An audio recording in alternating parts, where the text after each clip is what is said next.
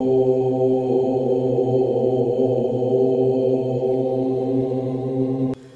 हर महादेव। जय श्री महाकाल। आज बात करेंगे महाकाली के रहस्यों के बारे में और कलयुग में वह कौन सी शक्तियां हैं जो जागृत हैं। काली का अर्थ है समय और काल। काल जो सभी को अपने में निगल जाता है, भयानक अंधकार और शमशान की देवी। वेदों के अनुसार समय ही आत्मा है और आत्मा ही समय है। माँ कालिका की उत्पत्ति धर्म की रक्षा और पापियों राक्षसों का विनाश करने के लिए हुई थी। काली को माता जगदम्बा की महामाया भी कहा गया है। माता ने सती और पार्वती के रूप में जन्म लिया था। सती रूप में ही उन्होंने 10 महाविद्याओं के माध्यम से अपने 10 जन्मों की शिव को झांकी दिखाई थी। माता काली का जो मंत्र है, एक मंत्र उनका इस प्रकार है, ओम ह्रीम श्रीम क्रीम परमेश्वरी कालिके स्वाहा। इस मंत्र की जो भी पूजा उपासना करता है, माता उसके सभी संकट हर लेती है।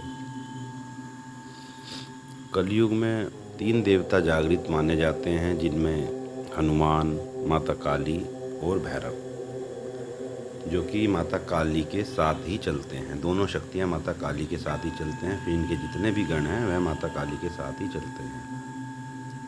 माता काली की जो सेवा पूजा करते हैं, उनके जीवन में सुख शांति, उनको शक्ति प्राप्त होती है, गोपनीय रहस्यमय विद्याएं प्राप्त होती हैं। हमारे सनातन धर्म में सबसे जागृत देवी जो आपके कलयुग में है वह है माँ काली। माँ कालिका को खास तौर पर बंगाल और असम में पूजा जाता था, पर अब हर कोई माता काली को पूजता है। पहले लोग काली से बहुत ज़्यादा भय खाते थे, डरते थे, उनकी फ़ोटो रखने में भी घबराते थे, पर अब ऐसा नहीं है। माता कालिका के दरबार में जो एक बार चला जाता है, उसका नाम पता वहाँ पर दर्ज हो जाता है।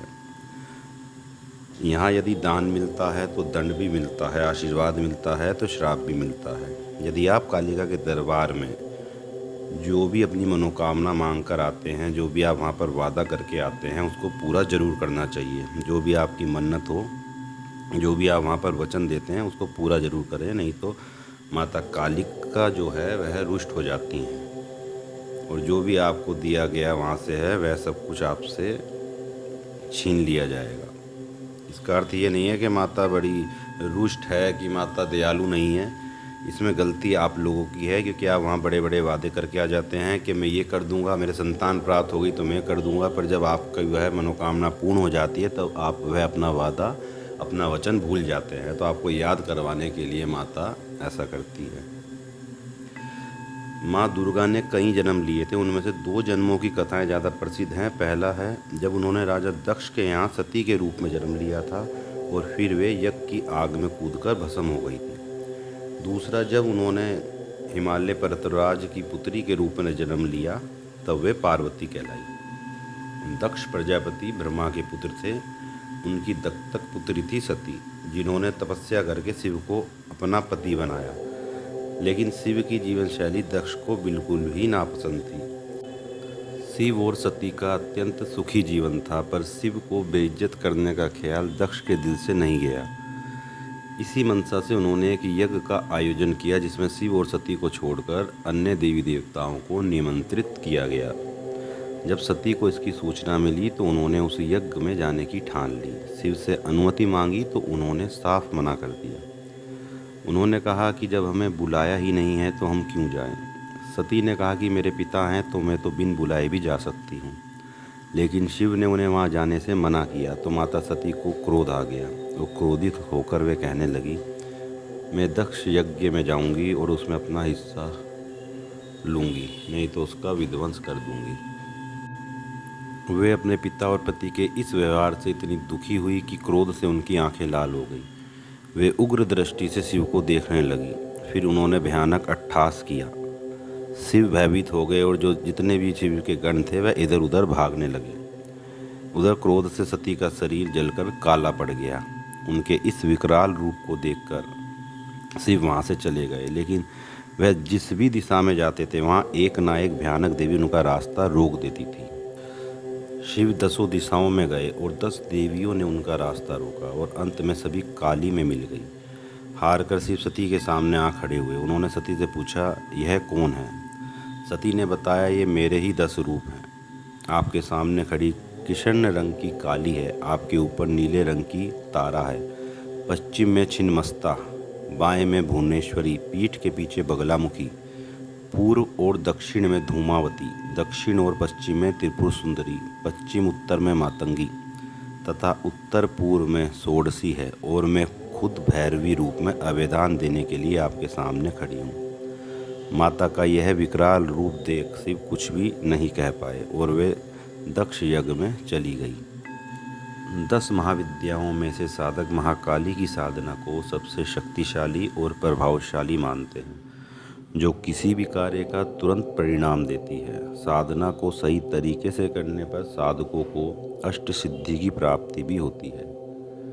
काली की पूजा या साधना के लिए किसी गुरु या जानकार व्यक्ति का होना आवश्यक है। अपने आप से ही ऐसे ही कोई साधना नहीं कर सकते हैं।